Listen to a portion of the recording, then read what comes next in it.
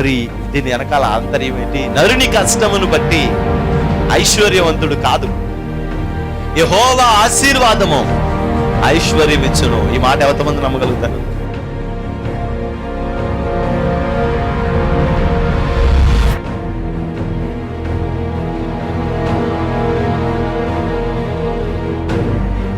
ఆ రక్షణను మనం చూడాలి, అనేక ఆత్మల రక్షణను మనం చూడాలి. దేవుని యొక్క మందిరంలో దేవుడు చేసే అద్భుత కార్యాలన్నిటినీ మన కన్నులారా మనం చూడాలి. నేడు ఈ ఇంటికి రక్షణ వచ్చింది. ఎప్పుడో మన దోషములను మనం విడిచిపెట్టుకున్నాం.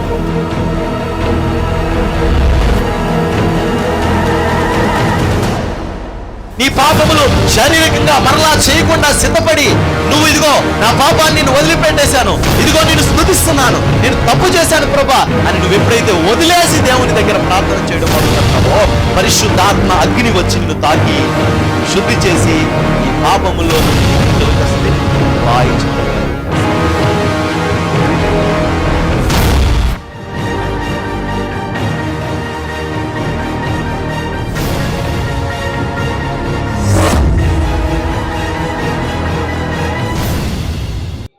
కొంతమంది భక్తులు వ్యాఖ్యానం చేస్తూ ఉంటారు, బంగారపు వీధుల్లో మనల్ని నడిపిస్తూ ఉంటాడంట. ఏ వీధులు? బంగారపు వీధుల్లో మనల్ని నడిపిస్తూ ఉంటాడంట. అప్పుడు నెక్లెస్ లేదని బాధపడతామా? కడియం పెట్టుకోలేదని బాధపడతామా? చెప్పండి మీరు. హాస్పిటల్ లేవేంటి పరలోకంలో అంటుందంట ఒక ఆవిడ. నీ దరిద్రం మొఖం తగలట, పరలోకం వచ్చిన తర్వాత కూడా హాస్పిటల్లో జబ్బు అని ఎడుతున్నావేంటి అని దేవతో తెగ తిట్టిందంట.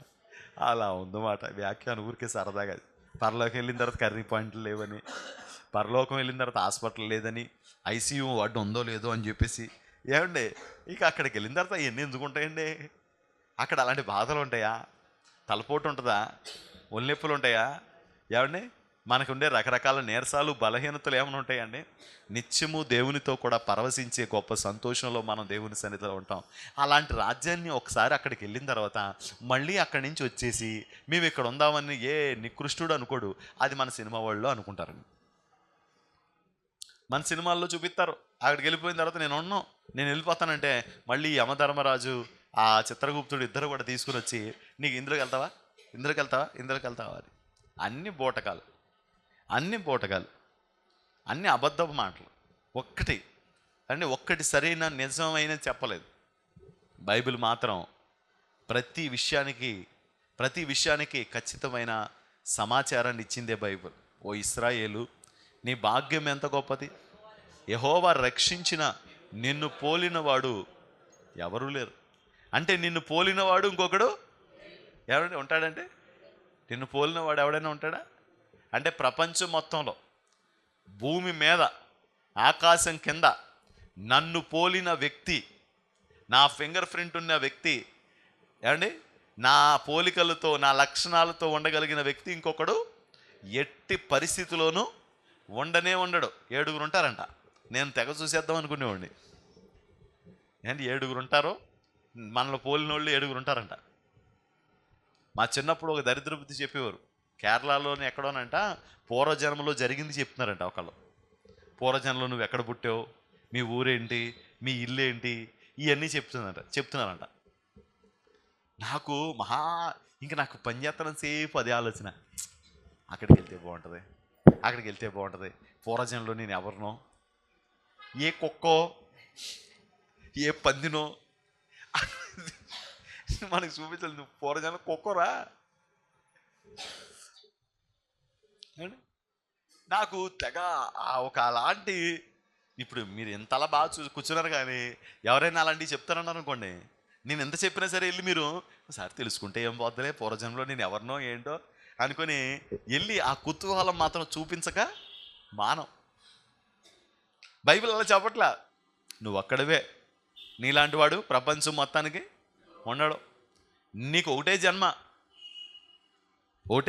నువ్వు ఒకసారి పుడతావు, ఒకసారి చచ్చిపోతావు. అంతేగాని 7 జన్మలు ఉండవు. ఒకసారి పుడతాం, ఒకసారి చనిపోతాం, మళ్ళీ జన్మ ఉండదు. అలాగే ఇప్పుడు చచ్చిపోయిన తర్వాత కూడా మళ్ళీ జన్మ ఉండదు మనకి. ఒకటే జన్మ. ఆ జన్మలో మంచి అయినా మంచి, చెడ్డ అయితే చెడ్డ. మనం ఏం చేసామో అదే. అంటే మన జీవితం ఒకటే జీవితం ఉంది. ఈ ఒకటే జీవితాన్ని దేవునికి ఉపయోగకరంగా దేవుని రాజ్యములో ఉండేటట్లుగా చేయాలి. సైతాన్ ఒక ఆలోచన ఏంటి, ఒరే ఈ జన్మలో కాకపోతే ఏంట్రా, వచ్చే జన్మలో అయితే బేభత్సంగా ఉందిరా అని.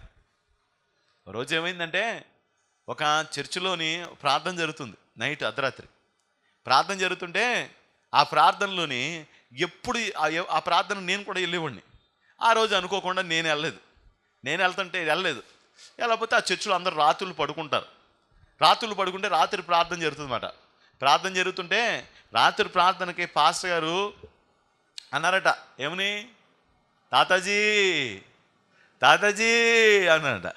అంటే వెంటనే తాతాజీ లేచంట, తాతాజీ నిన్ను కరెక్ట్గా 4 జన్మల నుంచి వెంబడిస్తున్నాను తాతాజీ అంటే, ఆయన వేరే పేరు, నేను ఇక్కడ ఉన్నాడు కాబట్టి తన పేరు చెప్తున్నాను. నేను 4 జన్మల నుంచి వెంబడిస్తున్నాను తాతాజీ, నువ్వు నాకు దొరకట్లేదు తాతాజీ, ఈ జన్మలో నువ్వు నాకు దొరికావు తాతాజీ, నేను నిన్ను పట్టుకోబోతున్నాను, నిన్ను అభిషేకించబోతున్నాను, నిన్ను నింపబోతున్నాను అని చెప్పారంట. ఈయన పొద్దున ఇంటికి వచ్చి, రాత్రి ప్రభు నాతో మాట్లాడాడు, 4 జన్మల నుంచి నాకు కూడా తిరుగుతున్నాడంట, నేను దొరకలేదంట, అనుకోకుండా రాత్రి దొరికానంట, ఇంకా మామూలుగా ఉండదంటే బేబచ్చమంట అన్నాడు. ఎప్పుడు వెళ్ళివ్వండి, నిన్నే మానేశాను. నన్ను కూడా చెప్పేవాడు దేవుడు, నాకు కూడా ఎన్ని జన్మల నుంచి వెంబడిస్తున్నాను చెప్పేవాడు. అప్పుడు మా ఆత్మీయ తల్లిదండ్రులకి వెళ్ళి ఇలాగంటాడంటే, ఎవరినైనా 4 జన్మలా ఏంటి, 4 జన్మల నుంచి వెంబడిస్తున్నాడా? 4 జన్మలు ఉంటాయా? 4 జన్మలు ఉంటాయా? ఉండవు కదా. ఒక్కసారే పుడతాము, ఒకసారి చనిపోతాం అంతే. పుట్టినవాడు గిట్టక తప్పడు, గిట్టినవాడు మరలా పుట్టక తప్పదు. అనివార్యమగు ఈ కార్యం గురించి చింతించవలదు. సైతానుగాడి పళ్ళు వచ్చే జన్మలోకి వచ్చేసరికి మేలు చేద్దు, కానీ ఇప్పుడు మొత్తం లోకానుసారంగా ఉండు, దరిద్రుడిలాగా ఉండు, నెక్స్ట్ దరిద్రుడు. ప్రతి జన్మలో అలాగే అనుకుంటూ ఉంటాం. 10 జన్మ గుర్తుందండి మనకి.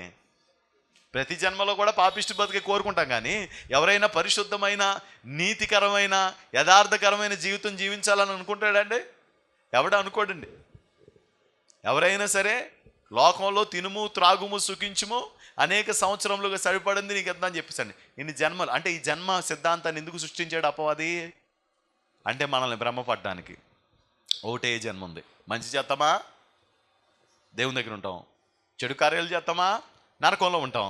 కాబట్టి ఒకేసారి ఒకే జన్మలో ఒకే రతిగా ఉన్నాయి. కాబట్టి మనకు టైం లేదు. 18వ సంవత్సరంలో ప్రభువుని తెలుసుకోవడానికి దేవుడు నాకు కృప దయచేశాడు. దేవునికి స్తోత్రం, హల్లెలూయా. కాబట్టి నా పిల్లలు, నా కుటుంబం కూడా తెలుసుకోవాలి, దానికంటే ముందుగానే తెలుసుకోవాలి. మీరు ఒకవేళ ఒక 20 సంవత్సరాలప్పుడు 25 సంవత్సరాలప్పుడు దేవుడిని తెలుసుకుంటే, మీ పిల్లలు అంతకంటే ముందుగా తెలుసుకుంటే దానికంటే ధన్యత ఏముంది? ఒకటి మాత్రం ఫైనల్గా మీరు నిర్ణయించుకోవాల్సింది ఏంటంటే, వాళ్ళు రేపు దేవుని రాజ్యములో నిత్యత్వములో ఉండాలి. పరలోకం అంటే చావు అని ఆత్మని చెప్తున్నాడు ఏంటనుకున్నారు. చావు కాదర్రా అది, మీకు అర్థం కావట్లేదు. కానీ అది చావు అని మీరు ఎందుకు అనుకుంటున్నారు? మీకు బిల్లీ గ్రామ్ చెప్పిన మాట వినపడలేదా?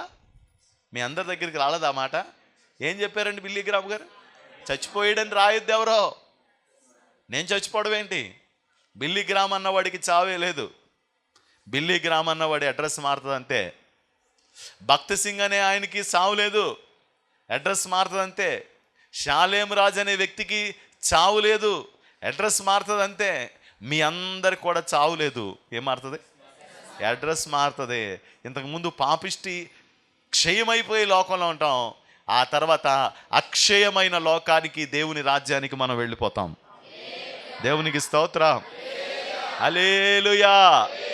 యుగాయుగాలు దేవునితో పాటు ఆనందిస్తూ ఉంటాం, యుగాయుగాలు అక్కడ పరవశిస్తూ ఉంటాం, యుగాయుగాలు దేవుని మందిరంలో ఒక స్తంభాలులాగా అలా కదలని వారిలా ఆయన ఆరాధించుకుంటూ పరవశించే గొప్ప మంచి అవకాశాన్ని, అనుకూలతను దేవుడు మనకు దయచేశాడు. మిమ్మల్ని దేవుడు నిశ్చయంగా చూడవస్తాడో. అయితే నా దేహాన్ని మీరు చూసినప్పుడు మీకు ఏం గుర్తు రావాలి అండి? దేవుడు మనల్ని చూడవస్తాడో, ఈయన తీసుకెళ్ళిపోమన్నాడు. కాబట్టి ఖచ్చితంగా మనము ఈ దేశములో ఉండడానికి ఇష్టపడకూడదు. మనం దేవుని అక్కడికి, దేవుడు చూపించిన పాలు తేనెలు ప్రవహించు కానాను దేశానికి వెళ్ళిపోవాలి. ఇది చెప్తున్నాడు ఆయన. చెప్తున్నాడు తన దేహాన్ని అక్కడ ఉంచమని. అది చూసినప్పుడు, అది జ్ఞాపకం వచ్చినప్పుడు ఏం గుర్తు రావాలంటే, మనం ఐగుప్తు నుంచి ఎక్కడికి వెళ్ళిపోతాం? కనాను దేశానికి వెళ్ళిపోతాం కదండి. కనాను దేశానికి వెళ్ళిపోతాం. మనం ఈ దేశంలో ఉన్నాం. ఈ కనాను అనుభవం, కనాను యాత్ర మనం చేసింది ఏంటంటే పరమ కానాను యాత్ర మనం కూడా చేసేది. మనం చేసేది కూడా పరమ కానాను యాత్ర. మనం బయలుదేరి వెళ్తా ఉన్నాం. ఈ యాత్రలో ఎన్నో రకాలైన అవరోధాలు ఎదురవుతూ ఉంటాయి. ఒక్కోసారి వెనకాల ఐగుప్తీయులు తరుముతూ ఉంటారు. ఎర్ర సముద్రం అడ్డుగా నిలబడుతుంది. అప్పుడు కూడా దేవుని అందు విశ్వాసం ఉంచి ఎర్ర సముద్రాన్ని దాటే శక్తి దేవుడు నీకు అనుగ్రహించును గాక. దాన్ని దాటుకుని నువ్వు ముందుకు వెళ్తావు. మళ్ళీ నీకు ఎరుకో అడ్డొస్తుంది. దాన్ని దాటుకుని కూడా నువ్వు ముందుకు వెళ్తావు. దేవునికి స్తోత్రం. యోర్దాను అడ్డొచ్చిన సూర్య చందులే నిలబడిన అడ్డుగా నీవు ఈ యాత్రను ప్రయాణం చేసుకుంటూ జాగ్రత్తగా గమ్యానికి చేరడానికి ఒక సిద్ధపడిన అనుభవంలో నువ్వు ఉండాలి, ఉందువు గాక. ఆమేన్.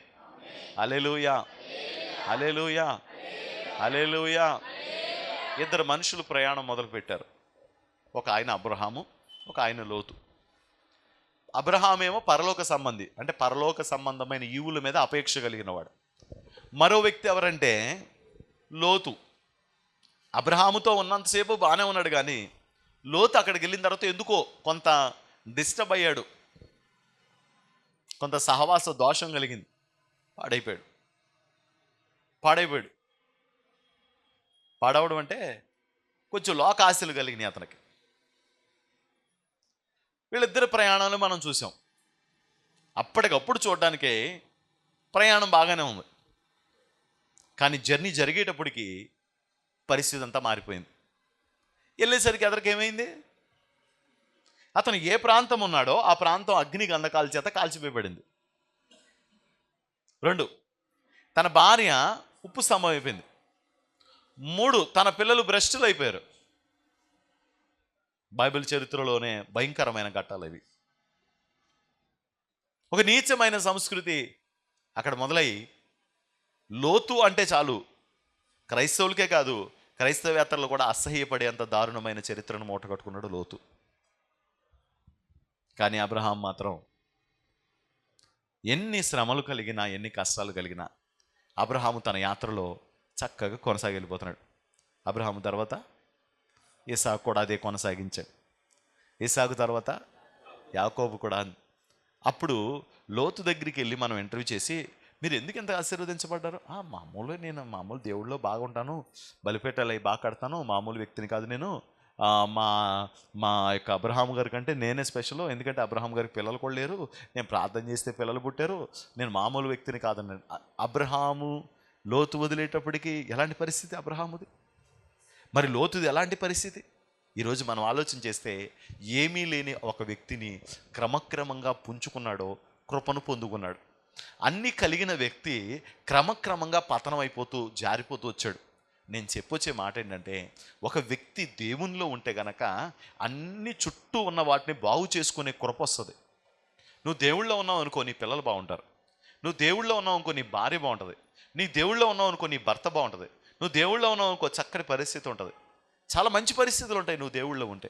కానీ నువ్వు దేవుళ్ళో లేకపోతేనే ఇవన్నీ. కానీ కొంత లోకం ఏమనుకుంటున్నారండి, మేము దేవుళ్ళో ఉండడం వల్లే ఇలా ఇబ్బంది పడతాం అనుకుంటూ ఉంటారు. ఎప్పుడు దేవుళ్ళో గడపండి. పరలోక సంబంధమైన ఆశ వాంఛ కలిగిన వాళ్ళే ఉండండి. అప్పుడు పాపం చేయరు. మీరు పాపం చేయకుండా ఉండాలంటే పరలోక వాంఛ ఉండాలి మీకు. అప్పుడు మీరు పాపం చేయకుండా ఉంటారు. ఎందుకంటే పరలోకం కోసం బతుకుతున్నాం కాబట్టి.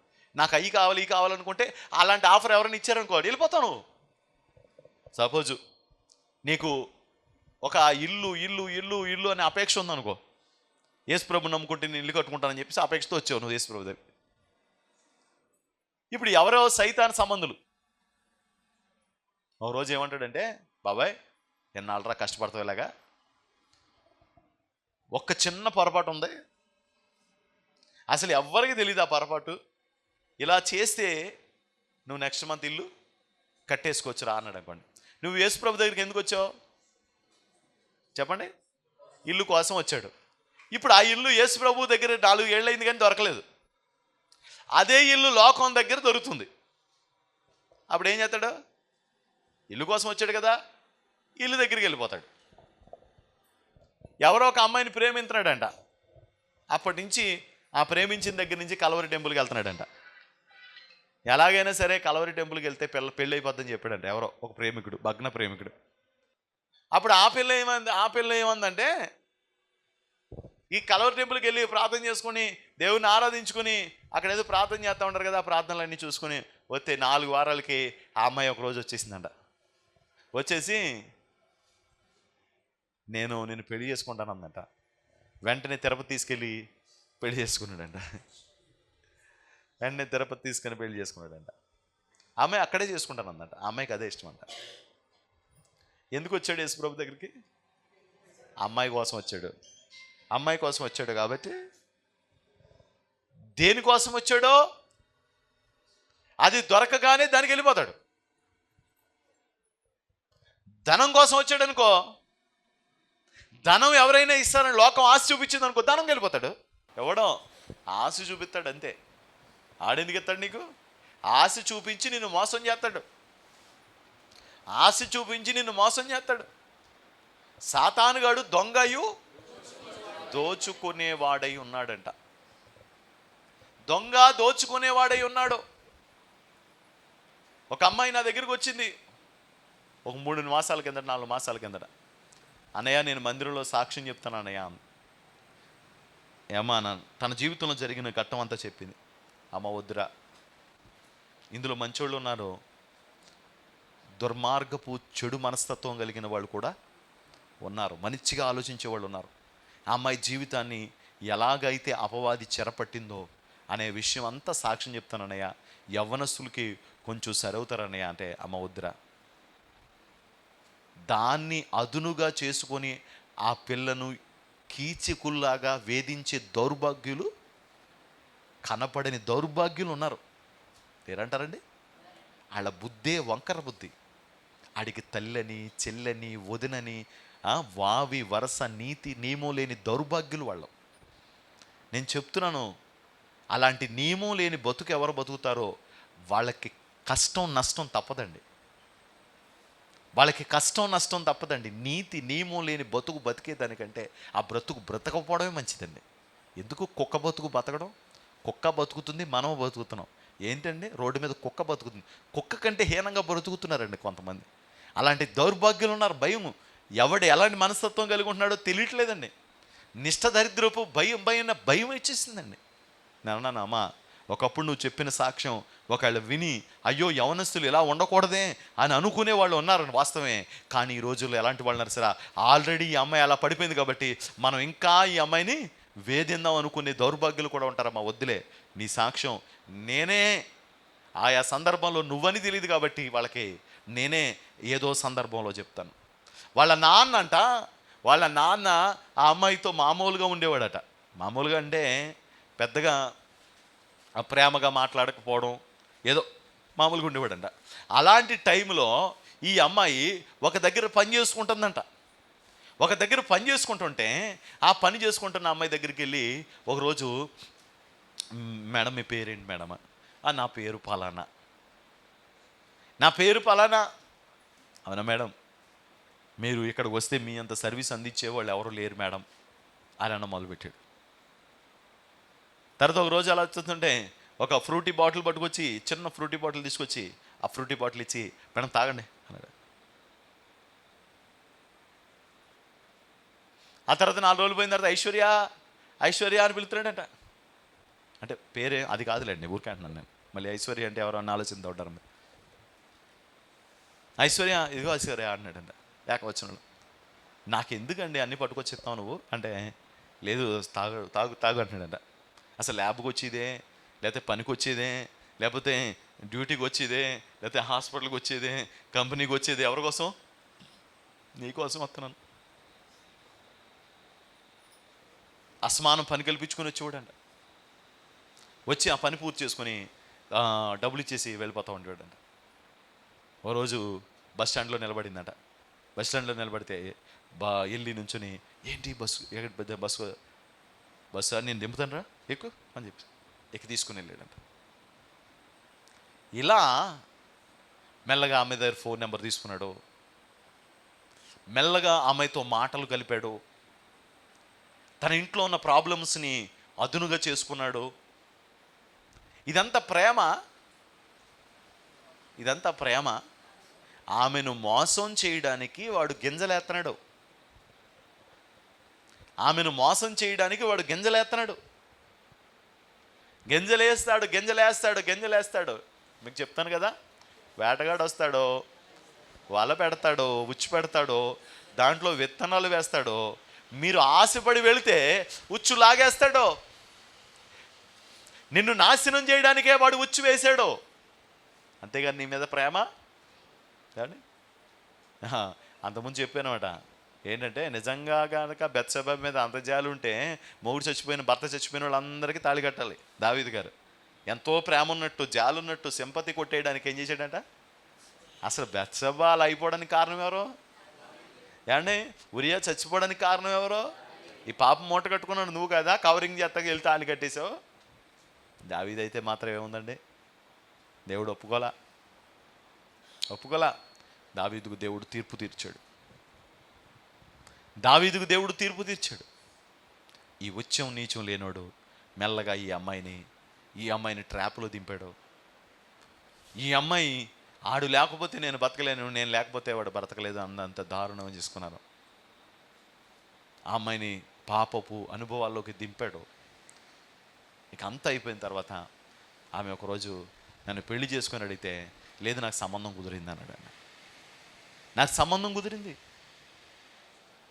నువ్వు లేబర్ దానివి, మీ కులం వేరు మా కులం వేరు. దౌర్భాగ్యపు ఎదవా. ఇలాంటి ఎదవలు ఒకళ్ళు కొంతమంది ఉన్నారు. ఇంకా నీతి నియమాలు ముచ్చు నీచు లేని దౌర్భాగ్యపు ఎదవలు ఇంకా కొంతమంది ఉన్నారు.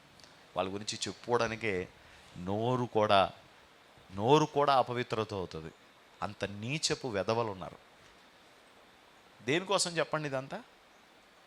దేనికోసం? వాడు ఆ అమ్మాయిని మోసం చేయడం కోసం, కాకపోతే దేనికి ఇచ్చాడు ఇదంతా? ఆ తర్వాత ఫ్రూటీ బాటిల్ తెచ్చిచ్చాడా? ఆ తర్వాత డ్రింక్ ఏమైనా తెచ్చిచ్చాడా? ఆ తర్వాత బండి మీద తిప్పాడా? ఆ తర్వాత క్రిస్మస్ పండుగకి డ్రెస్సులు అయి కొన్నాడా? ఎందుకు కొంటాడు? ఆడ అవసరం తీరిపోయిన తర్వాత ఎందుకు కొంటాడు నీకు?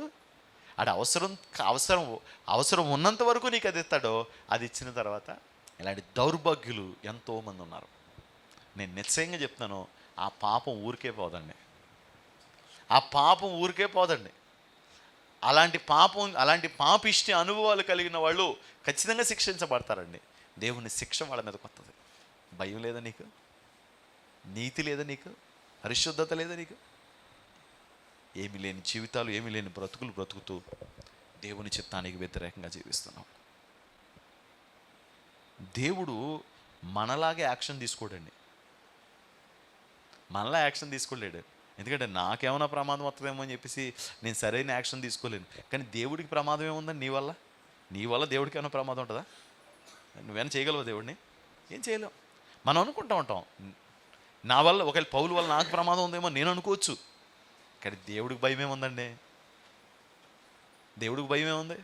ఆయన కనికరము, ఆయన దీర్ఘశాంతమే తప్ప మనలో ఎవరు బ్రతికొండడానికి అర్హులము కాదు. ఆయన కనికరం, దీర్ఘశాంతమే.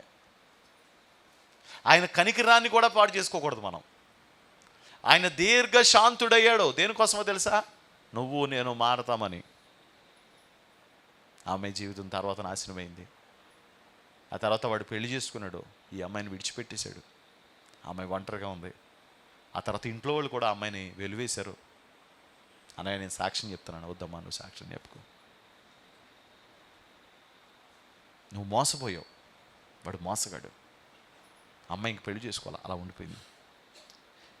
వాడు మోసగాడు కాబట్టి నిన్ను మోసం చేశాడు. అయితే వాడికంటే నికృష్టమైన దిగజారుడు తత్వం కలిగిన వాళ్ళు ఏమండి, సాక్ష్యం వినేటప్పుడు ఎవరైనా వినొచ్చు, లైవ్లో ఎవరైనా చూడొచ్చు. మళ్ళీ నీకు మొదట జరిగిన ప్రమాదమే మళ్ళీ కూడా నీకు జరగచ్చు. అందుకని దేవుని చిత్తమైతే ఏదైనా సందర్భం వచ్చినప్పుడు నేను చెప్తానులే, కానీ నువ్వు చెప్పకో. సాతాను కూడా ఏం చేస్తాడండి? గింజలేస్తాడు, ఎర వేస్తాడు, ఈ లోకంలో మనకి కనబడనివన్నీ ఏదో వింత అనుకుంటాం మనం. వాస్తవానికండి మనం వేరే వేరే ప్రాంతాన్ని, నువ్వేదో విదేశం వెళ్ళావు కదా యోషువ, మలేషియా వెళ్ళావు కదా, అక్కడ ఉండిపోవాలనిపించిందా, వచ్చేయాలనిపించిందా అని? వెళ్ళినంత వరకు మలేషియా చూసేయాలని అనిపిస్తుంది. వెళ్ళిన తర్వాత 4 ఫోటోలు తీసుకున్న తర్వాత ఎప్పుడో వచ్చేస్తామని అనిపించలేదా? అలాగే అనిపిస్తుంది ఎవరికైనా, అంతే కదా. ఏదైనా ఊరు వెళ్ళినప్పుడు, ఏదైనా కొండలు చూసినప్పుడు, ఏదైనా ప్రాంతానికి వెళ్ళినప్పుడు వెళ్ళిపోవాలి అనిపిస్తూ ఉంటుంది రాజా గారు. తీరా వెళ్ళిన తర్వాత అండి, అక్కడికి వెళ్ళిన తర్వాత ఒక 2 రోజులు 3 రోజులు 4 రోజులు ఉన్న తర్వాత మనకేమనిపిస్తూ ఉంటుంది? ఇంటికి వెళ్ళిపోతే బాగుండు, ఇంకా బయలుదేరదామా. నాకైతే మరీ కంగారు ఎప్పుడు ఇంటికి వెళ్ళిపోదామా అని. నేను కరువు వాసిపోతూ ఉంటాను. ఒకసారి అంటాడు, కరువు వాసిపోతారు మీరు. కరువు, నాకే కరువు అంటే ఈ పని చేయకపోతే మన కరువు, చాలా ఏదో ప్రమాదం జరిగిపోతున్నట్టు అనిపిస్తూ ఉంటుంది. నాకు అనిపిస్తూ ఉంటుంది, అక్కడికి వెళ్ళేదాకా అనిపిస్తూ ఉంటుంది. అంతకు మించి ఏముందండి. కళ్ళు కాసేపు ఆనందపడతాయి, మనసుకి ఏదో కొంచెం ఉల్లాసం వస్తుంది. కానీ మనం భీమవరంలో అయితే అన్ని చోట్ల తెగ తిరిగేస్తూ ఉంటాం. సపోజ్ హైదరాబాద్ వెళ్ళాం అనుకోండి, హైదరాబాదులో దొరికే ప్రతిదీ భీమవరంలో దొరుకుతుంది. కానీ భీమవరంలో కొనం. ఎక్కడ కొనుక్కుంటాం? దూరపు కొండలు. నువ్వు మరేంటో ఒక్కోసారి అయితే ఇక్కడ మీద ₹1 ఎక్స్ట్రా ఉంటుంది. అక్కడ మనకు తెలియదు కదా ఇక్కడ ఎంత ఉందో. అప్పుడు ఇక్కడికి వచ్చాక చెప్తారన్నమాట, ఇది ఇక్కడ అంతే దొరుకుతుంది, దానికంటే తక్కువ దొరుకుతుంది అంటూ ఉంటారు. ఏం ఉండదు అసలు. మనకి దొరకని ఏముంటాయండి మన ఏరియాల్లో, మన ప్రాంతాల్లో దొరకని ఏముంటాయి? ఏదైనా ప్రత్యేకంగా కొన్ని దొరకవు. అలాంటివి ఏమన్నా కొనుక్కోవడమే తప్ప ప్రతి అడ్డమైన చెత్త వేసుకుని భుజాలు బరువు చేసుకోవడం అనవసరం నా ఉద్దేశం అయితే. మనకు కొన్ని దొరకవు ఇక్కడ, అలాంటివి ఏమైనా తీసుకోవడం అంతే. కానీ ఆ కాసేపు ఏమనిపిస్తుంది, అబ్బా ఎంత బాగుంటుందో